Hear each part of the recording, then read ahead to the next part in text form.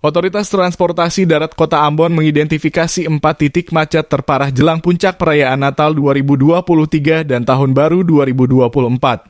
Puncak Nataru di Ambon diprediksi 2 pekan. Dimulai Rabu 20 Desember 2023 hingga Kamis 4 Januari 2024. Oleh Balai Pengelola Transportasi Darat Kelas 2 Provinsi Maluku. 4 titik kemacetan terparah adalah kawasan Maluku City, Mall Ambon, depan Swalayan Citra, depan Masjid Agung An-Nur, dan wilayah SPBU Kebun Cengkeh Ambon. Di 4 titik itulah kita tambah personil dan coba urai kemacetan, kata Kepala Pengelola Data Kehumasan dan Publikasi Maluku Muhammad Fauzan Salataloi, Selasa 19 Desember 2024.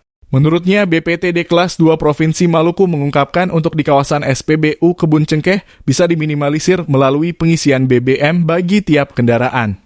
SPBU Kebun Cengkeh ini pertigaan pertemuan arus lalu lintas dari kawasan Jembatan Merah Putih dan MCM dari barat, dan pertemuan arus dari Baguala Galala serta dari pemukiman padat penduduk di Kebun Cengkeh. Pada puncak Nataru ditaksir sekitar 350.000 hingga 500.000 kendaraan melintasi pertigaan hotspot ini dalam sehari. Puncaknya pagi hari pukul 08.00 hingga 10.00 waktu Indonesia Timur dan sore hari 15.00 hingga 20.00 waktu Indonesia Timur. Langkah otoritas angkutan darat ini juga berdasarkan masukan dari Komisi Transportasi Publik di DPRD Maluku.